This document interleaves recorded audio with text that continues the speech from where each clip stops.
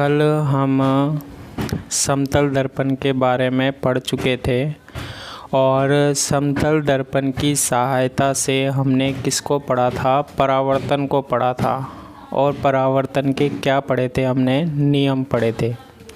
ठीक है, आज हम क्या कर रहे हैं? सबसे पहले एक इम्पोर्टेंट बात ध्यान रखते हैं। ठीक है, और वो क्या है कि जब हमारे पास परावर्तन होता है, यानी कि हम कह सकते हैं कि क्या कि परावर्तन की घटना में, ठीक है, परावर्तन की घटना में प्रकाश की आवृत्ति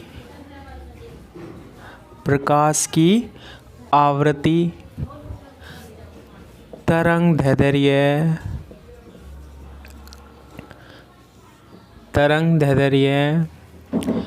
चाल अपरिवर्तित रहती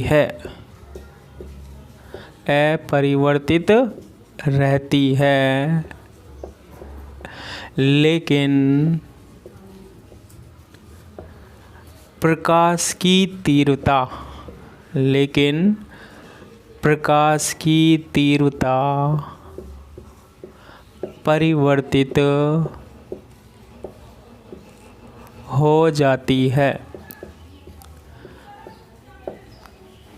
ठीक है, यानी कि जब हमारे पास प्रकाश के परावर्तन की क्या हो रही है, घटना हो रही है, तो हम प्रकाश की क्या देखते हैं? एक तो आवृत्ति पर विचार करते हैं, एक तरंगदैर्ध्य पर विचार करते हैं, एक हम चाल पर विचार करते हैं।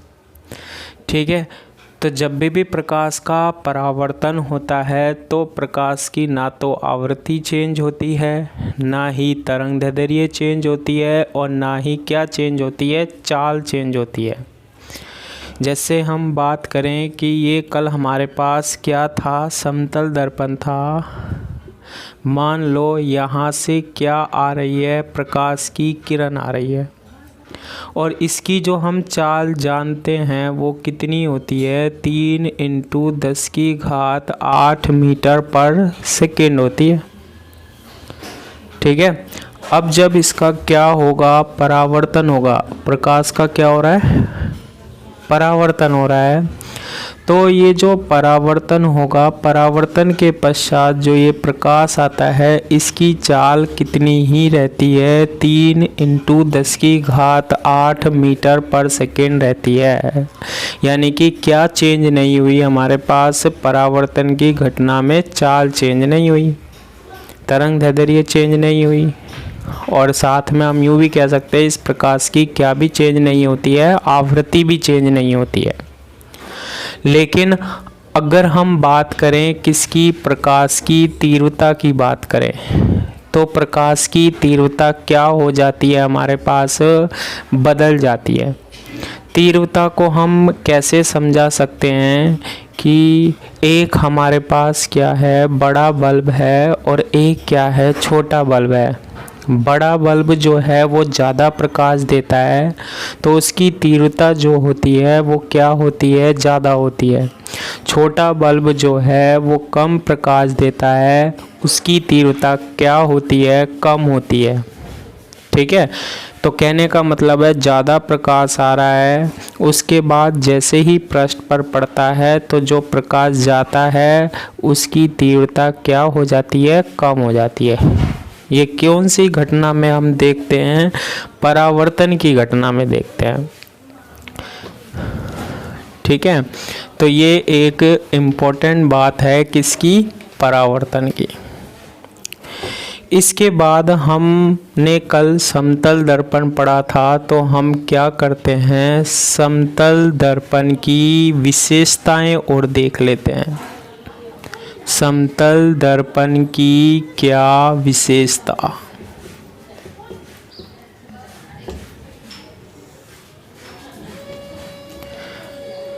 कि समतल दर्पण की क्या विशेषताएं होती हैं।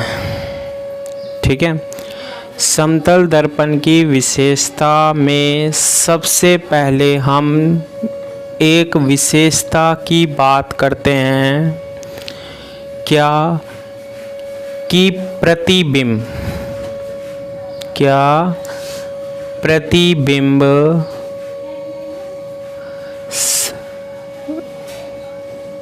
वस्तु के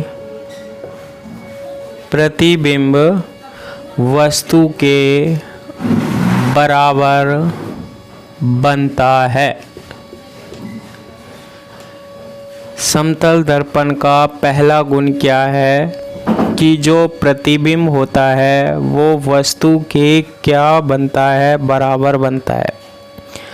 इसका क्या मतलब है कि मान लो ये हमारे पास क्या है, एक दर्पण है। मैंने बताया था कांच के एक पृष्ठ पर हम क्या कर देते हैं, पॉलिश कर देते हैं। ये कौन सा दर्पण बन जाता है, समतल दर्पण। ये कैसा पृष्ठ होता है हमारे पास, चिकना वाला होता है, और ये क्या होती है हमारे पास, पॉलिश होती है। ठीक है, और परावर्तन कहाँ से होता है, इस चिकने वाले पृष्ठ से होता है। अब देखो, इसमें हम प्रतिबिंब की बात कर रहे हैं और वस्तु की बात कर रहे हैं। ये जो समतल दर्पण होता है ये वही दर्पण है जिसका उपयोग हम घरों में चेहरा देखने के लिए काम में लेते हैं। मान लीजिए कोई वस्तु है, मान लीजिए कोई भी व्यक्ति है ये, और ये व्यक्ति किसके सामने खड़ा है, दर्पण के सामने खड़ा है। अगर वहाँ क्या होगा, प्रकाश होगा। जैसे मान लो ये सूर्य है, सूर्य से क्या आ रहा है, प्रकाश आ रहा है, और एक व्यक्ति किसके सामने खड़ा है, दर्पण के सामने खड़ा है। तो ये व्यक्ति जो होता है ये क्या कहलाता है, वस्तु कहलाता है, या फिर हम इसे क्या कहते हैं, बिंब कहते हैं। ठीक है, और इस वस्तु में से क्या निकल के जाता है, प्रकाश निकल के जाता है, और ये प्रकाश किस पर टकराता है, दर्पण पर टकराता है, और हमें क्या दिखाई देता है, प्रतिबिंब। प्रतिबिंब क्या होता है, जो हमें दर्पण में दिखाई देता है। जैसे हम अपना चेहरा देख रहे हैं तो हम तो क्या हो गए, वस्तु हो गए, हम तो क्या हो गए, वस्तु हो गए, और जो दर्पण में दिखाई दे रहा है वो क्या है, हमारा प्रतिबिंब है। ठीक है, तो प्रतिबिंब भी हमें कैसा दिखाई देता है, इस तरीके का ही दिखाई देता है। तो कहने का मतलब होता है कि ये जो दर्पण में दिखाई दे रहा है प्रतिबिंब, ठीक है, ये वस्तु के क्या होता है, बराबर ही होता है। ठीक है, तो समतल दर्पण से जो हमें प्रतिबिंब दिखाई देता है वो हमेशा किसके बराबर होता है, वस्तु के बराबर ही होता है। सेकेंड जो हम इसमें बात करते हैं वो क्या विशेषता है कि इसमें पार्श्व परावर्तन होता है। समतल दर्पण द्वारा क्या होता है, पार्श्व परावर्तन होता है। इसका क्या मतलब होता है, पार्श्व परावर्तन का अर्थात दाएं का बायां व बाएं का दाया दिखाई देता है। दाएं का बायां व बाएं का दाया दिखाई देता है। ठीक है, समतल दर्पण का उपयोग हम क्या करते हैं, चेहरा देखने के लिए। मान लो हम समतल दर्पण के सामने खड़े हैं, जो घरों में हम काम में लेते हैं, तो हम तो क्या हो गए, वस्तु हो गए। जो उसमें दिखाई दे रहा है वो क्या हो गया, प्रतिबिंब हो गया। अब जो हमें दिखाई दे रहा है वो तो क्या हो गया, प्रतिबिंब हो गया। इसमें क्या होता है, पार्श्व परावर्तन होता है। पार्श्व का मतलब होता है जैसे हमारा दायां हाथ है वो कैसा दिखाई देता है, बायां दिखाई देता है, और जो बायां हाथ है वो कैसा दिखाई देगा, दायां दिखाई देगा। ठीक है, यानी कि जो दाया है वो तो बाया दिखाई देता है, और जो बाया है वो कैसा दिखाई देता है, दाया दिखाई देता है। किसके द्वारा? समतल दर्पण के द्वारा। ठीक है, किसके द्वारा दिखाई देता है? समतल दर्पण के द्वारा दिखाई देता है। इसकी जो तीसरी विशेषता है वो क्या है कि प्रतिबिंब। प्रतिबिंब कहाँ दिखाई देता है? दर्पण में। प्रतिबिंब आभासी व सीधा दिखाई देता है। प्रतिबिंब आभासी व सीधा दिखाई देता है। इसका क्या मतलब होता है? प्रतिबिंब आभासी व सीधा दिखाई देता है, इसका क्या मतलब होता है? आभासी का मतलब होता है काल्पनिक, यानी कि जो हमें दर्पण में दिखाई देता है वो कैसा प्रतिबिंब होता है? काल्पनिक होता है। हम क्या करते हैं? केवल उसका आभास करते हैं। ठीक है, केवल हम उसका क्या करते हैं? आभास करते हैं। सीधा का मतलब होता है हमारे पास कि जैसे अगर हम सीधे खड़े हैं दर्पण के सामने तो वस्तु भी कैसी दिखाई देती है? हमें सीधी दिखाई देती है। अगर हम चेहरा देख रहे हैं अपना तो चेहरा कैसा दिखाई देता है? उसमें सीधा दिखाई देता है। ठीक है, चौथी जो विशेषता है वो क्या है? समतल दर्पण की वक्रता त्रिज्या। समतल दर्पण की वक्रता त्रिज्या क्या होती है? शून्य होती है। समतल दर्पण की वक्रता त्रिज्या क्या होती है? शून्य होती है। वक्रता त्रिज्या का मतलब होता है कि ये क्या होता है? दर्पण समतल होता है, इसमें कोई भी वक्र नहीं होता है। ठीक है, क्योंकि वक्र नहीं है तो इसकी वक्रता त्रिज्या क्या होती है? शून्य होती है। समतल दर्पण की वक्रता त्रिज्या क्या होती है? शून्य होती है। ठीक है, तो ये क्या है? समतल दर्पण की विशेषताएं हैं। इसके बाद हम पढ़ते हैं, ये तो हमने सारा किस में पढ़ा था? समतल दर्पण में, है ना। अब हम पढ़ते हैं क्या? गोलीय दर्पण। और फिर हम गोलीय दर्पण से क्या पढ़ेंगे? परावर्तन पढ़ेंगे। देखो, तो अब हम पढ़ते हैं क्या? गोलीय दर्पण। गोलीय दर्पण। ठीक है, किसके बारे में पढ़ेंगे हम? गोलीय दर्पण के बारे में पढ़ेंगे। देखो, गोलीय दर्पण हम कैसे बनाते हैं तो इसको हम कैसे परिभाषित करते हैं ये सुनते हैं हम कि किसी कांच के खोखले गोले में से, किसी कांच के किसमें से? खोखले गोले में से, किसी कांच के खोखले गोले में से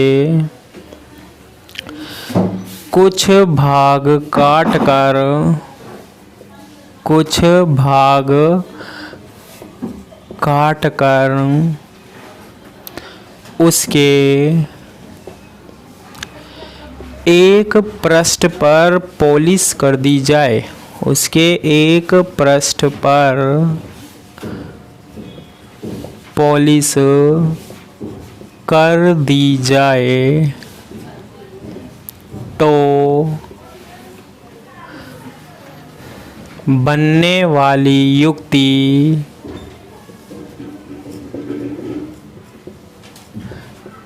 क्या होती है? गोलीय दर्पण होती है।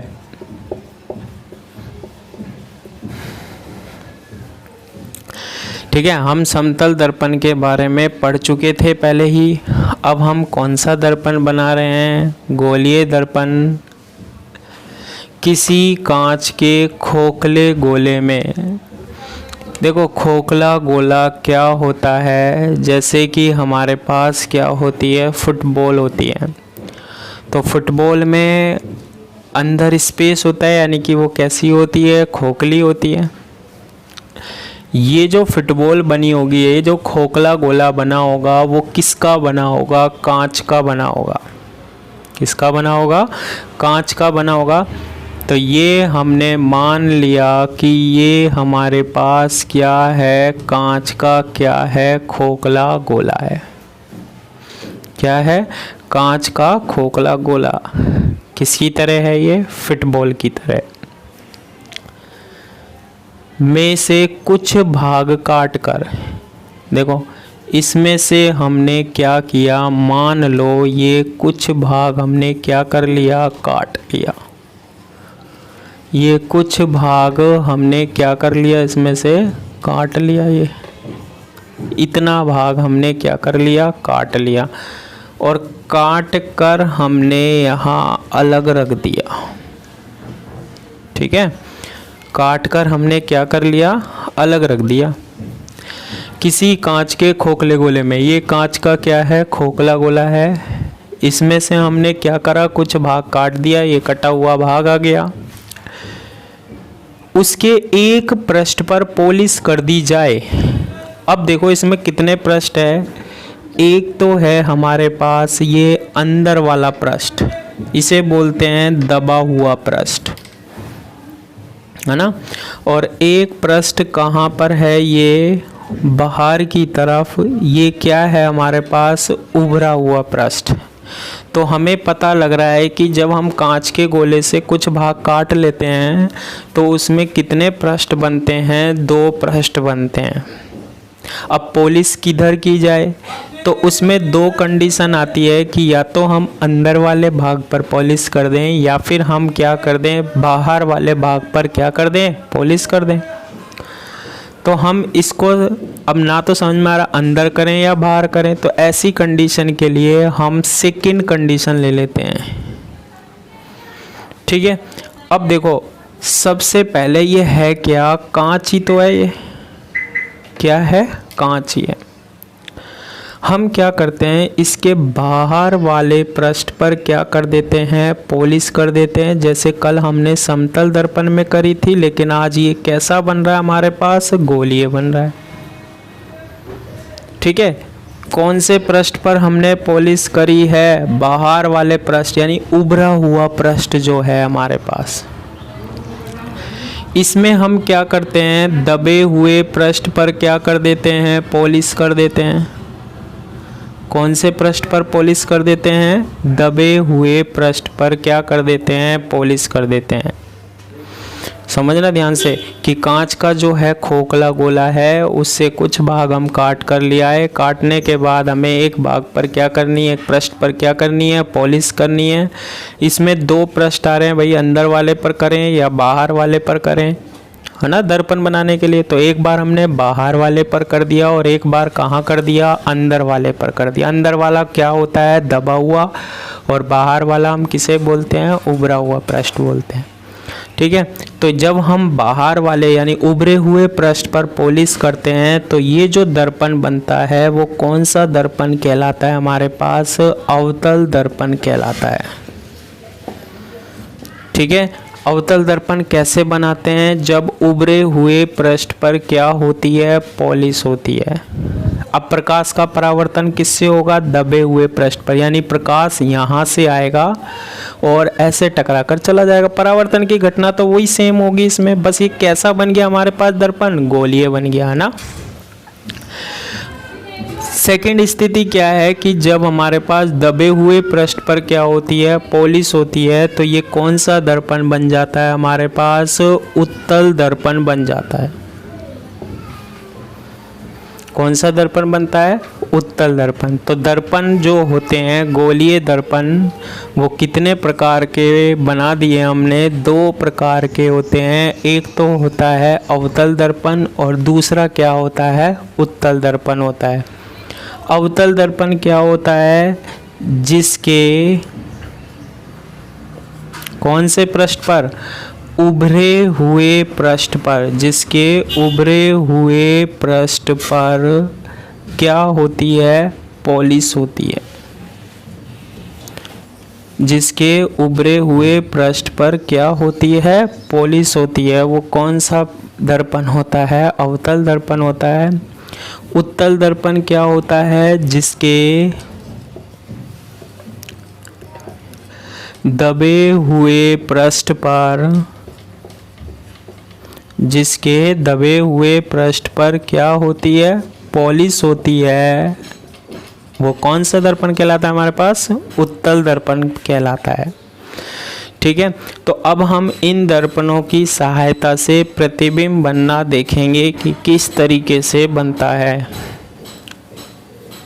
ठीक है, किस किस के द्वारा, एक तो अवतल दर्पण के द्वारा और दूसरा किसके द्वारा, उत्तल दर्पण के द्वारा। देखो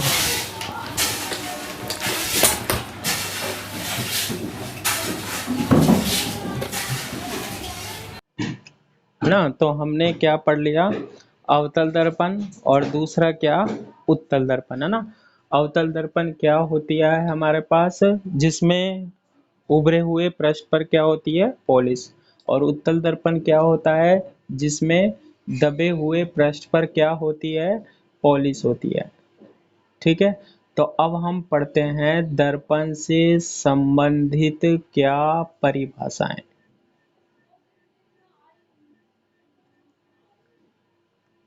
ठीक है, क्या पढ़ते हैं हम, दर्पण से संबंधित परिभाषाएं। तो देखो दर्पण दो होते हैं, ये जैसे कांच का क्या था हमारे पास, खोखला गोला, और इससे हमने क्या काटा था, एक भाग काटा था। ठीक है, कांच के खोखले गोले से हमने क्या काटा था, एक भाग काटा था। ठीक है, तो पहले हम बात करते हैं किसकी, एक तो अवतल दर्पण की। ठीक है, और एक उत्तल दर्पण की। अब ये कटा हुआ भाग हम यहाँ पर ले आए, ये ले आए। ठीक है, और इसके हम कौन से पृष्ठ पर पॉलिश कर दें, उभरे हुए पृष्ठ पर पॉलिश कर दें। ये हमने किस पर पॉलिश कर दी, उभरे हुए पृष्ठ पर पॉलिश कर दी। तो ये कौन सा दर्पण बन गया हमारे पास, अवतल दर्पण बन गया, है ना। और एक हमने यही कटा हुआ भाग लिया हमने, और इसके दबे हुए पृष्ठ पर हमने क्या कर दी, पॉलिश कर दी। तो ये हमारे पास कौन सा दर्पण बन गया, उत्तल दर्पण बन गया, बन गया। अब देखो इसमें हम क्या पढ़ते हैं, परिभाषा पढ़ते हैं। तो सबसे पहली जो परिभाषा इसमें पढ़ते हैं वो हम क्या पढ़ते हैं, ध्रुव पढ़ते हैं।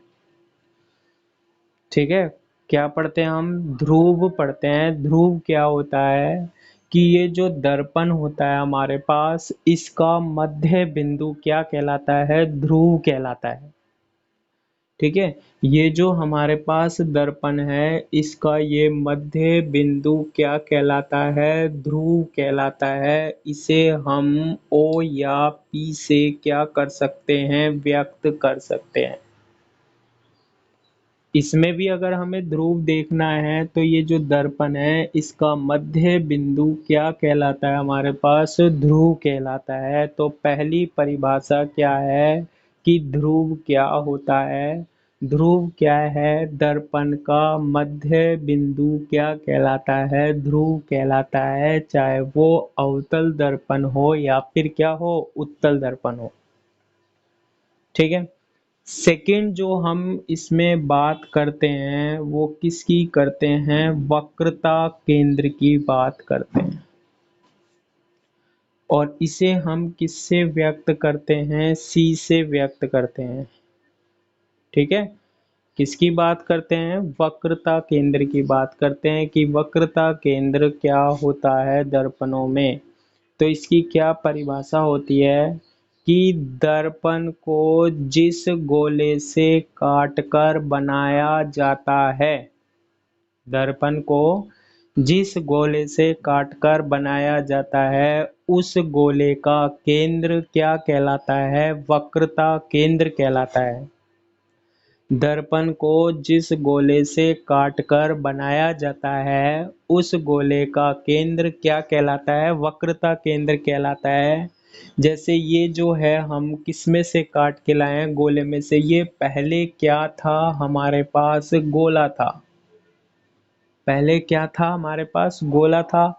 तो इसका कोई ना कोई क्या होगा? हमारे पास केंद्र होगा। ये बीच में हमने क्या मान लिया? केंद्र। इसी को हम क्या कहते हैं? वक्रता केंद्र कहते हैं। केवल हमें बिंदु लेना है।